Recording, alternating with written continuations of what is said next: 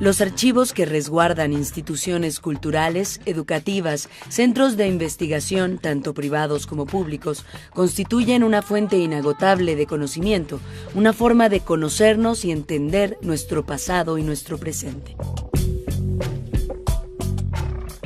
Ante el peligro en que se encontraban muchos de estos archivos, la Organización de las Naciones Unidas para la Educación, la Ciencia y la Cultura, UNESCO, creó el programa Memoria del Mundo, que reconoce los esfuerzos de diversas organizaciones por preservar y difundir documentos de gran valor.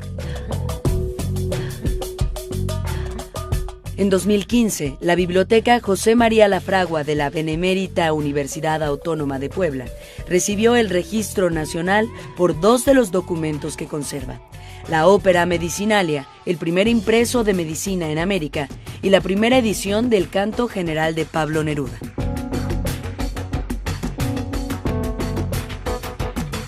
La Biblioteca José María Lafragua de la Benemérita Universidad Autónoma de Puebla lleva el nombre de su primer bibliotecario y uno de los grandes bibliófilos mexicanos del siglo XIX, algunas de cuyas colecciones donó tanto a la Biblioteca Nacional como a la de Puebla. La biblioteca, nacida originalmente como parte de uno de los colegios jesuitas poblanos, posee actualmente cerca de 100,000 volúmenes, entre los cuales se encuentran 17 incunables, 2 códices y los principios generales de la escritura sagrada egipcia o gramática de Jean-François Champollion. Tenemos, por ejemplo, la primera edición de la gramática de Champollion, la Grammaire Égyptienne de Champollion, con la cual da a conocer, es una obra póstuma, pero da a conocer el significado de los jeroglíficos egipcios. Tenemos la obra monumental de la expedición de Napoleón a Egipto, y también de Champollion, donde se da cuenta prácticamente de todas las antigüedades egipcias. Y no solo eso, sino asuntos también relacionados con edafología, con antropología, con las plantas y los elementos naturales de Egipto. La primera edición del Canto General fue publicada en México en los Talleres Gráficos de la Nación en 1950 y reunió a 3 de los más grandes artistas de la época: los muralistas mexicanos Diego Rivera y David Alfaro Siqueiros y el poeta chileno Pablo Neruda. Cada uno se le encargó la pintura de una guarda, la guarda anterior y la posterior. Entonces en una, Diego Rivera hace algo más relacionado con el mundo prehispánico, ¿no? Como resaltar las culturas indígenas, ¿no? Y Siqueiros hace la parte de atrás, pero es más bien una propuesta más social, más política, ¿no? Muy bonitas, están hechas en una cuatricromía de color y son lo que le dan pues un realce especial a estas ediciones, ¿no? La edición del Canto General fue realizada por Miguel Prieto Anguita, exiliado español que se desempeñó como tipógrafo, ilustrador, escenógrafo y pintor. Para muchos, Prieto fue el fundador del diseño tipográfico moderno en México. Prieto y Neruda se conocieron en la España republicana en 1934 y diseñó la tarjeta con la cual el poeta anunciaba el nacimiento de su hija, Malva Marina, y que a la postre se convertiría en el famoso logo nerudiano.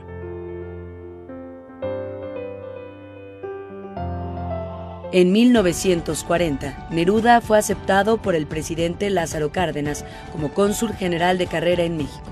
Para entonces, pese a su juventud, era uno de los poetas más conocidos de América Latina, gracias a sus 20 poemas de amor y una canción desesperada.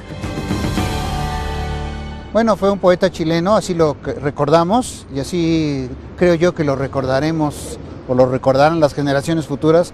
Fue un poeta chileno de enorme talento, que prácticamente tocó todos los registros de la expresión poética, desde la lírica de sus libros de los años 20, uno de ellos probablemente el libro más leído del siglo XX el libro de poesía más leído del siglo XX, que es 20 poemas de amor y una canción desesperada, que escribió cuando era muy joven y que se volvió una lectura de todos los enamorados, novios o pretendientes en el mundo. Esto lo supe hace algunos años porque me hicieron ver la cantidad de traducciones que hay de Neruda.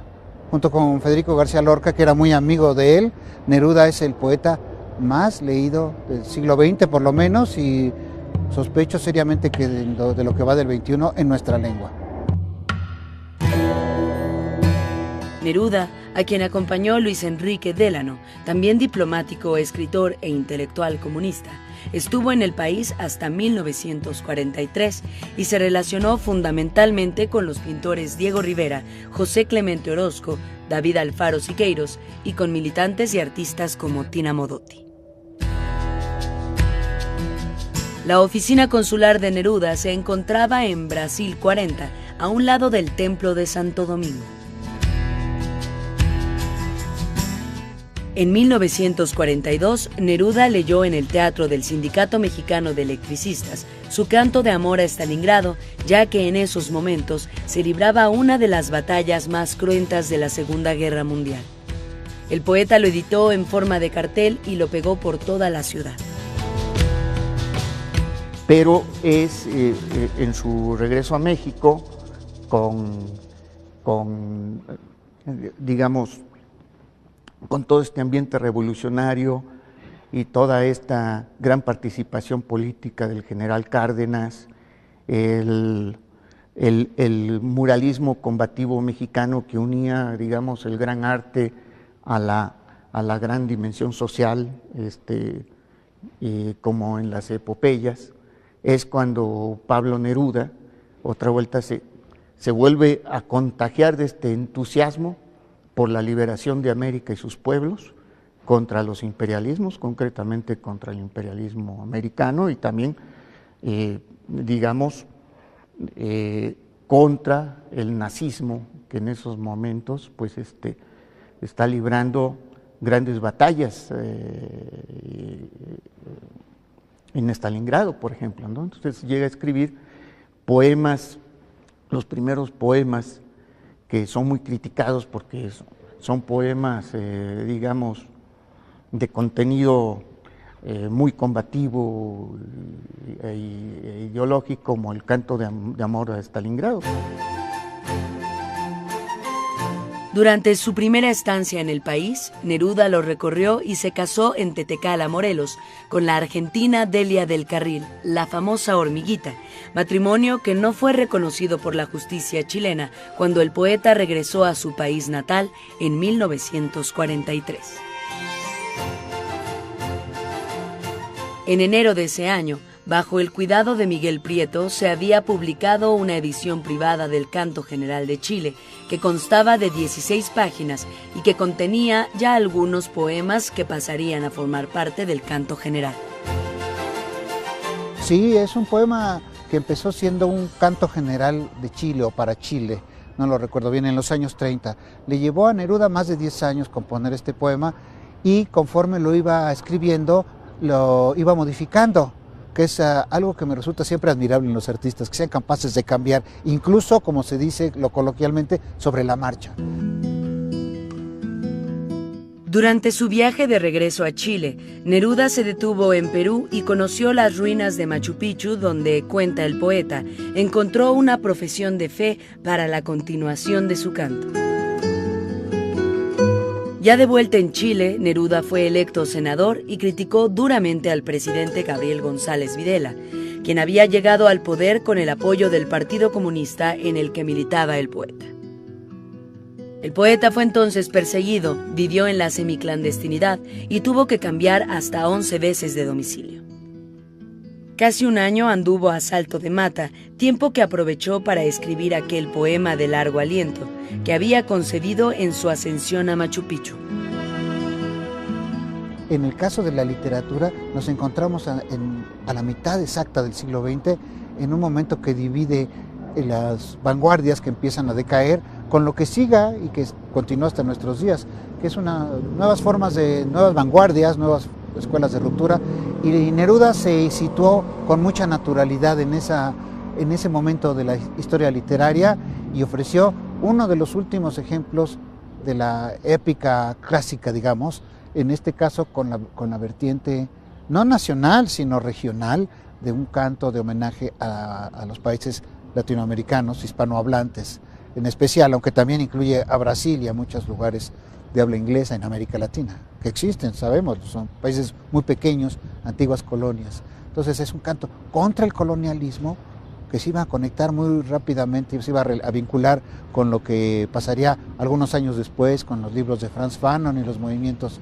anticoloniales, antiimperialistas en los años 60 y más adelante todavía. Entonces forma parte de esta expresión poética, artística, muy relacionada con la política y con la historia. Es un poema histórico, yo prefiero decirlo así, más que político, aunque tiene una clara posición antiimperialista.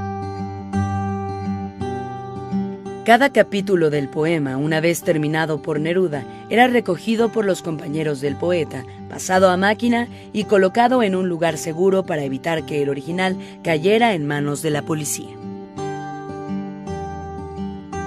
A finales de 1948, Neruda cruzó la cordillera con el manuscrito de su poema bajo el brazo, al cual, para evitar problemas en las aduanas, le colocó una carátula falsa, Risas y lágrimas del poeta Benigno Espinosa.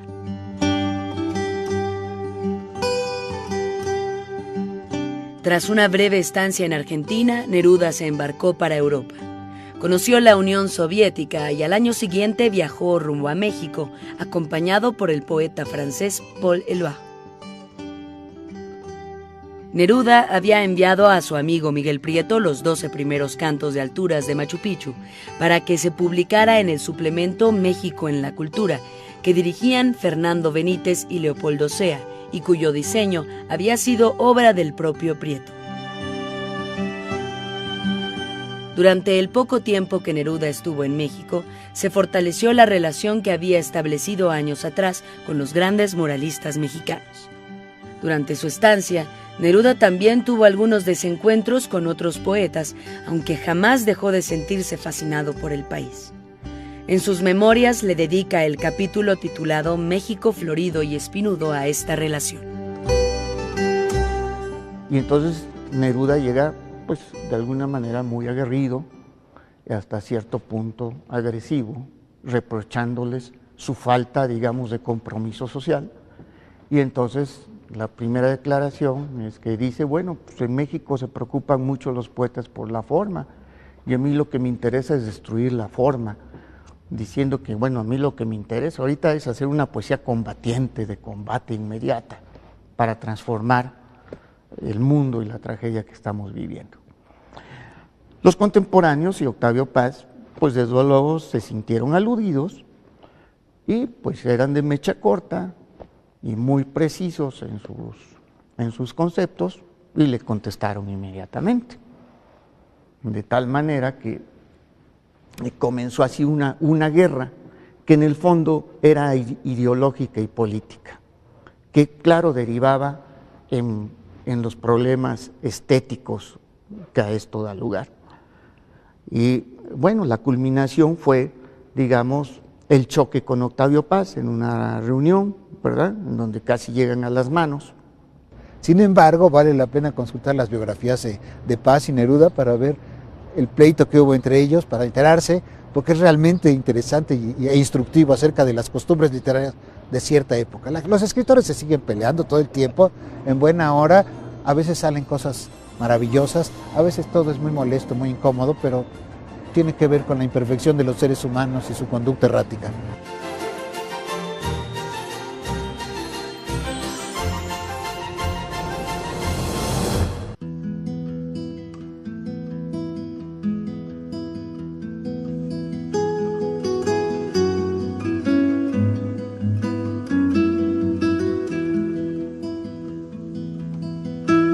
Durante su segunda estancia en México, Neruda enfermó de tromboflebitis y en su convalecencia escribió los últimos poemas de su libro y se gestó la publicación de la primera edición. La comisión que se encargó de darle vida al proyecto estuvo conformada por, entre otros, María Asúnzolo, el arquitecto Carlos Obregón Santacilia y el abogado Wenceslao Roses, traductor de El Capital de Carlos Marx. La edición se realizó mediante el sistema de suscripción. Miguel Prieto lo que hizo fue hacerle difusión a esa edición cuando ya se estaba preparando, porque para juntar el dinero suficiente para pagarla, lo que hicieron fue empezarla a anunciar para empezar a ver dentro de los grandes intelectuales que en ese momento había, no solamente en México, sino en toda América Latina, que fueran comprando previo su ejemplar con la promesa de que iban a venir autografiados por los tres grandes. Entonces esa fue la intención primera, ¿no? Que los primeros 300 ejemplares, que eran los que estaban dedicados a los suscriptores, tuvieran esas firmas autógrafas. Y así fue como se recopiló una buena parte del dinero para pagar la edición. El costo de los primeros 200 ejemplares firmados fue de 100 pesos, mientras que el resto de la edición se vendió en librerías a un precio de 150 pesos. Entre los contribuyentes a esta primera edición se encontraban Lázaro Cárdenas, Gabriel Figueroa, Carlos Pellicer, Ignacio Chávez, Dolores del Río, Jorge Amado, Rafael Alberti y Luis Buñuel. Neruda envió a Siqueiros y Rivera las galeras del libro para que escogieran sus temas y las obras resultantes, que fueron entregadas meses después de la fecha originalmente prometida, aunque el resultado fue excepcional. Ambas guardas eran como unos murales atrapados en el cuerpo del libro. Es un poema que en alguna forma, por eso vale la pena hablar de los muralistas mexicanos, se asemeja a lo que los muralistas mexicanos, en especial Diego Rivera, se propusieron con sus imágenes sobre los muros de los edificios públicos, que es enseñarle a la gente, al pueblo llano o a quien quiera aprender de ellos, de estos artistas, lo que pasa con nuestras comunidades, con nuestros países, con nuestras naciones y también con el continente en general, frente a sus problemas y, como dije hace un momento, también frente a su naturaleza. El libro se editó en los Talleres Gráficos de la Nación, 500 ejemplares en papel Malinche, 50 en Chateau y 50 en Manila. El resultado fue un libro de gran formato que medía 36 por 24 centímetros. Tiene una encuadernación que está hecha en tela, un color verde esmeralda, pero no toda la edición salió en esa coloración, unos salieron en color rojo. El de nosotros es verde. Tiene en la cubierta un dorado, en donde está ahora lo que representa el emblema de Pablo Neruda, que fue un diseño de Miguel Prieto.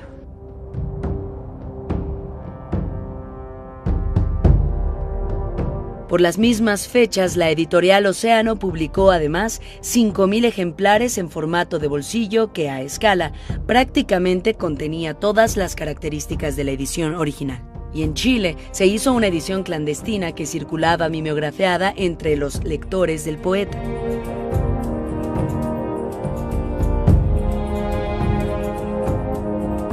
Pero más allá del mismo libro, El Canto General marcó un parteaguas dentro de la poesía de Pablo Neruda.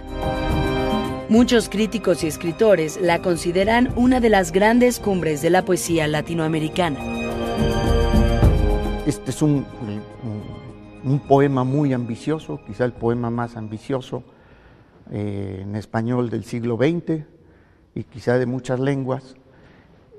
Y digamos que tiene momentos culminantes, ¿verdad? Tiene momentos, pues, como es natural, de caídas, pero también momentos culminantes, como Alturas de Machu Picchu.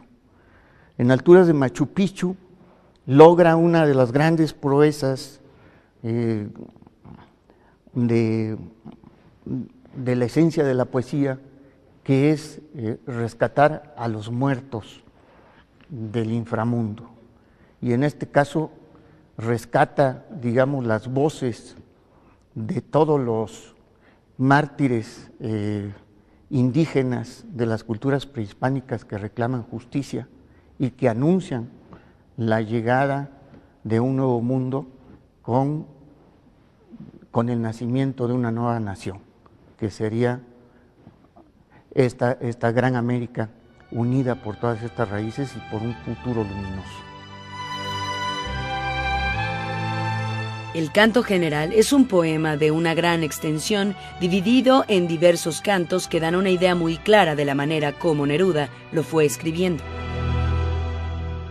Bueno, el poema está enmarcado por dos grandes cantos a la naturaleza, La lámpara en la tierra, que es la primera sección del canto general, y al final, o casi al final, hay una larga sección que se llama El gran océano, que es una muestra del amor de Neruda a la naturaleza marítima, costera, las playas.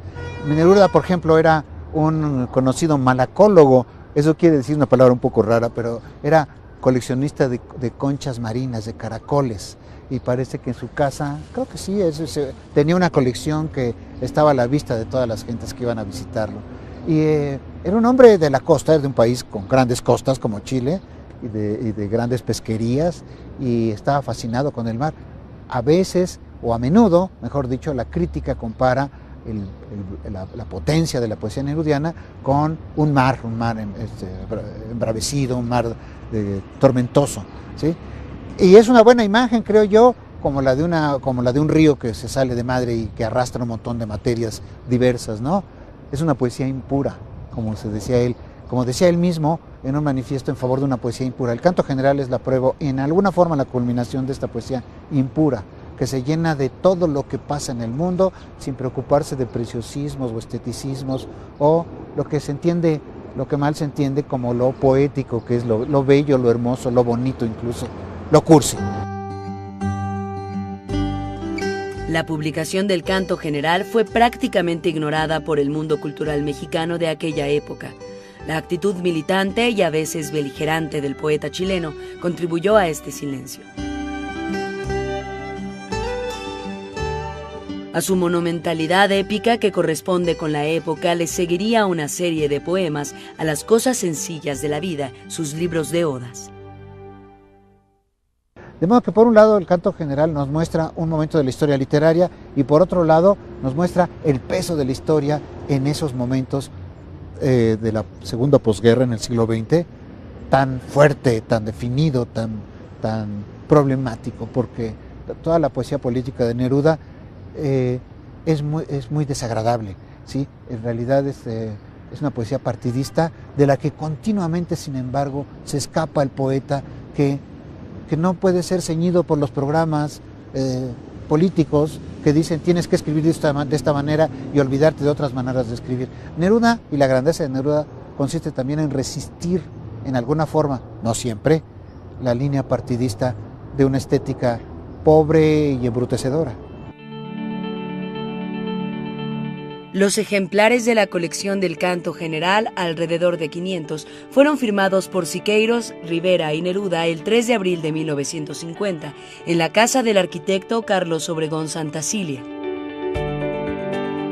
Después de esto, Neruda se marchó de México y regresó solo una vez más en 1966, cuando tuvo un encuentro apoteósico con los universitarios y el presidente Luis Echeverría, tras el golpe en Chile, y sabiéndolo enfermo, hizo gestiones para que el poeta pudiera ser trasladado al país sin lograrlo.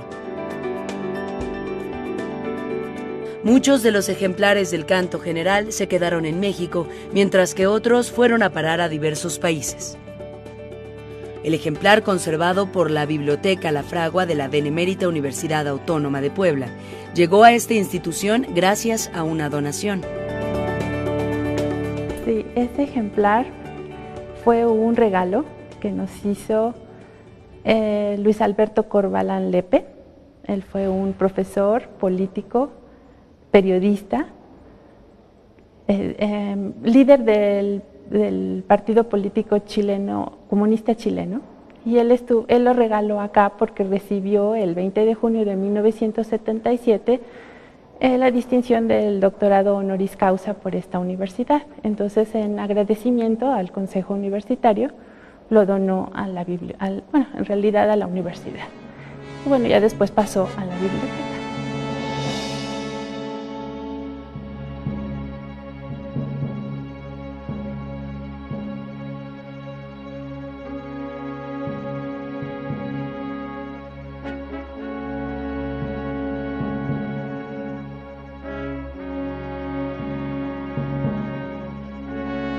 Además del ejemplar de la Biblioteca La Fragua, también existen otros volúmenes en diversas bibliotecas del país, como la Biblioteca Nacional. Hay un ejemplar en la Biblioteca del Ateneo Español de México y 2 en la Biblioteca de México, uno que perteneció a Carlos Monsiváis, el otro a Jaime García Terrés, y la Biblioteca Clavijero de la Universidad Iberoamericana también posee un volumen de libro.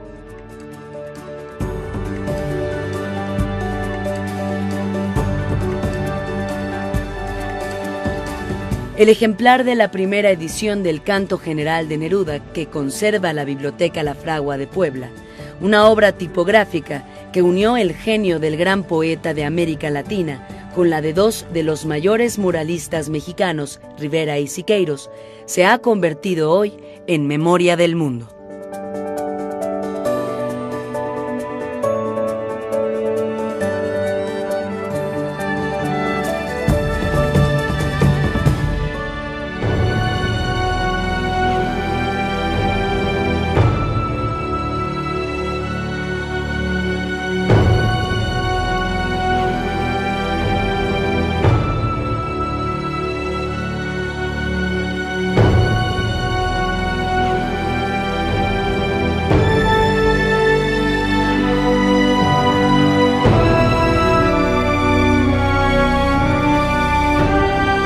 Egipto.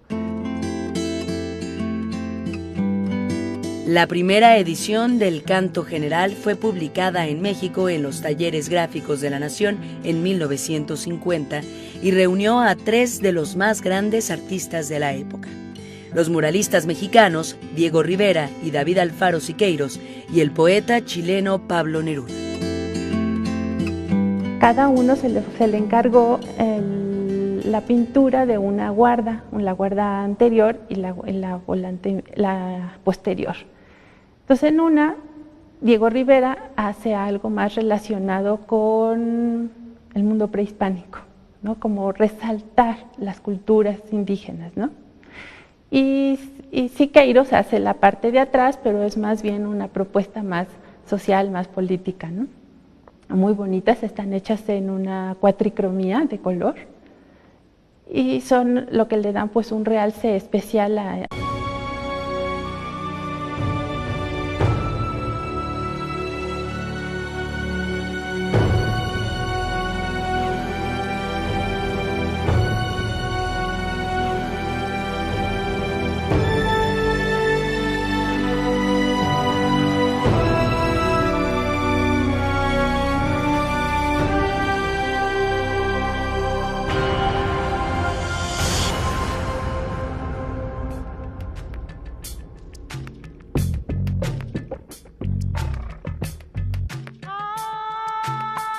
Los archivos que resguardan instituciones culturales, educativas, centros de investigación, tanto privados como públicos, constituyen una fuente inagotable de conocimiento, una forma de conocernos y entender nuestro pasado y nuestro presente.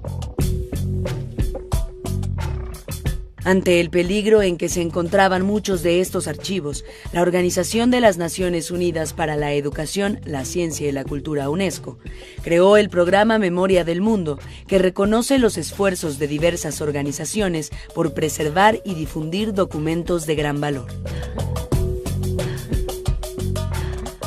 En 2015, la Biblioteca José María La Fragua de la Benemérita Universidad Autónoma de Puebla recibió el Registro Nacional por 2 de los documentos que conserva: la Ópera Medicinalia, el primer impreso de medicina en América, y la primera edición del Canto General de Pablo Neruda.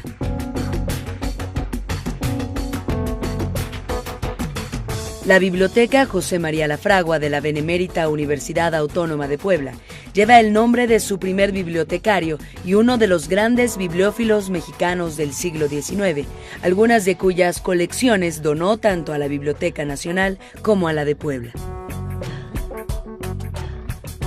La biblioteca, nacida originalmente como parte de uno de los colegios jesuitas poblanos, posee actualmente cerca de 100.000 volúmenes, entre los cuales se encuentran 17 incunables, 2 códices y los principios generales de la escritura sagrada egipcia o gramática de Jean-François Champollion. Tenemos, por ejemplo, la primera edición de la gramática de Champollion, la Grammaire Égyptienne de Champollion, con la cual da a conocer, es una obra póstuma, pero da a conocer el significado de los jeroglíficos egipcios.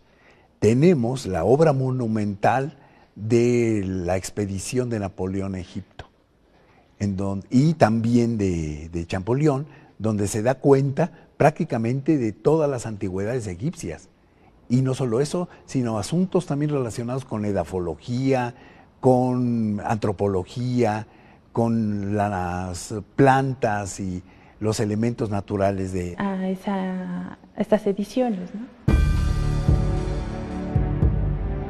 La edición del Canto General fue realizada por Miguel Prieto Anguita, exiliado español que se desempeñó como tipógrafo, ilustrador, escenógrafo y pintor. Para muchos, Prieto fue el fundador del diseño tipográfico moderno en México. Prieto y Neruda se conocieron en la España republicana en 1934 y diseñó la tarjeta con la cual el poeta anunciaba el nacimiento de su hija, Malva Marina, y que a la postre se convertiría en el famoso logo nerudiano.